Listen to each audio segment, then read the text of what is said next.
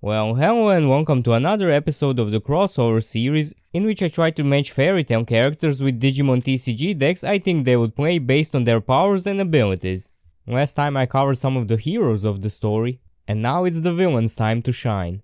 So moving in chronological order, let's start with the first big bad of the show, Erigor, also known as Death God, who is a master of wind magic, being able to use wind offensively by giving it cutting properties, and generating tornadoes that can shred his opponents, and also defensively by creating something like a wind suit of armor around himself. And he also always carries with him a scythe, which fits his moniker Death God.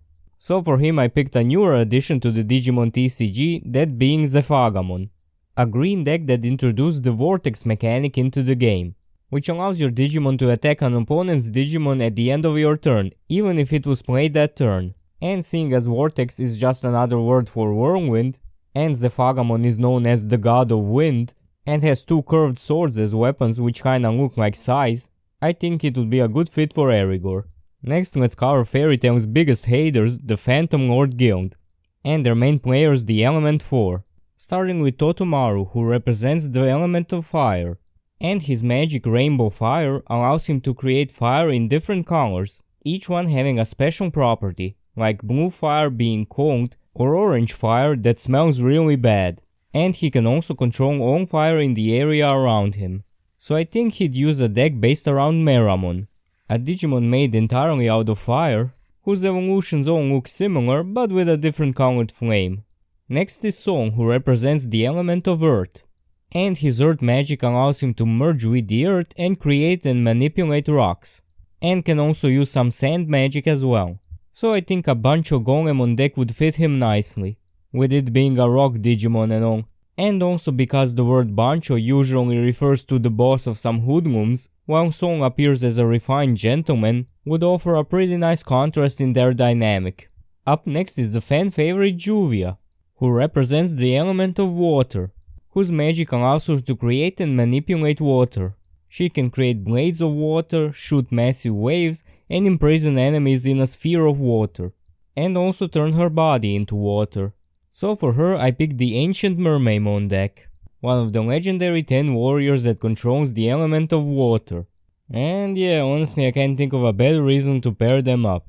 So since they both possess similar abilities, I thought it would be good to pair them up. And now for the final member of the Element 4, Aria, who represents the element of air, and he uses the airspace magic, which allows him to produce air spaces with which he can then attack his enemies by making them explode, or he can trap his enemies in an airspace that drains them of their magic power. So for him I have a deck based around another one of the 10 warriors, Ancient Kazemon, the green and red one, which focuses on suspending the opponent's Digimon and making them unable to unsuspend for a turn, and then attacking them with some piercing damage, which I think nicely represents Aria's ability to drain his opponent's magic and making them unable to fight. And finally for Phantom Lord we have their master, Jose, whose main magic is Shade, which allows him to manipulate ghostly figures, and creating ghost soldiers, which he can command at will and increase their strength if necessary.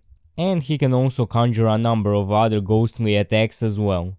So he also gets a newer addition to the Digimon roster in Necromon, a ghost Digimon with the ability to attack your opponent at the end of your turn, at the cost of deleting itself when the attack is over. But it plays another lower level ghost from your trash when it's deleted, so you can do it again the next turn. Now let's cover the Tower of Heaven gang, starting with Trinity Raven, and their first member Vidaldus Taka, who is a true metalhead, and his magic also reflects that. He uses hair magic, which allows him to form attacks with his extremely long hair, and also absorb any liquid with it, and sound magic, for which he utilizes his guitar, but the only shown use of that magic was to brainwash Juvia and take control of her. So I think the perfect deck for him would be the Heavy Metal Dramon deck, another choice based purely on flavor and no real gameplay connection, since the playstyle of the deck is having as few cards in the hand as possible.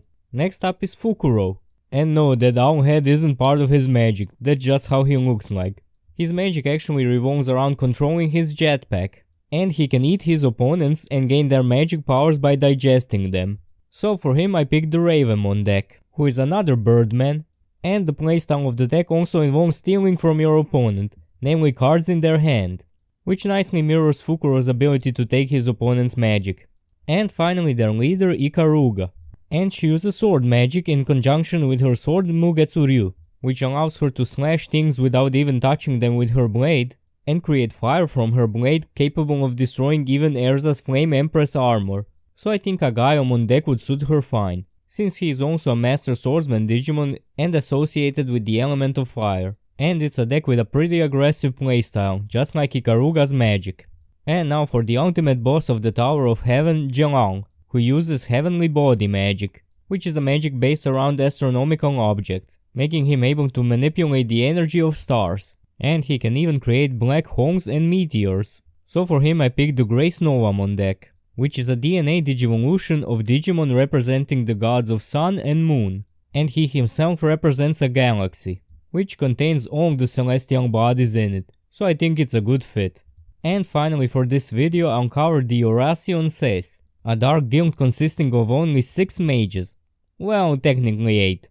Anyway, let's start with Angel. She used to be a celestial spirit mage like Lucy, but later she acquired the so-called Angel magic, which does fit better with her code name, and it allows her to summon different angels to fight for her. It used to require the use of gold coins, which took away some of her life, but it seems that she is now able to use it without having to do so. So of course for her I picked the 3 Great Angels deck, which is a deck full of angel type Digimon, and the deck's playstyle revolves around manipulating the security stack and reducing the DP of your opponent's Digimon. Next we have Racer, who is all about going fast, but not really, because his magic allows him to alter his opponent's sense of time, so he just appears to be going fast. But later he gets a suit that allows him to actually go fast enough to be able to keep up with a teleporter. So I paired him up with a Kentaurusmon deck, one of the fastest Digimon in the lore. And with its ability to give your opponent's Digimon minus security attack, I think it mirrors Racer's time perception altering magic pretty well. Now let's cover Hoteye, who uses 2 types of magic. One is earth magic that allows him to liquefy the ground, and the other is eye magic called Heaven's Eye, which allows him to see at great distance and even through solid objects. So for him I have a black hybrid deck with Ancient Volcanomon and Ancient Wisemon, with Volcanomon representing his liquid earth magic, cause you know, volcanoes spew lava, which is technically liquid earth. And Wisemon representing his eye magic, with its ability to look at the top 3 cards of your deck and playing a Digimon from among them. Which brings us to Midnight, who uses a magic called Reflector, which allows him to reflect and bend all objects except living beings.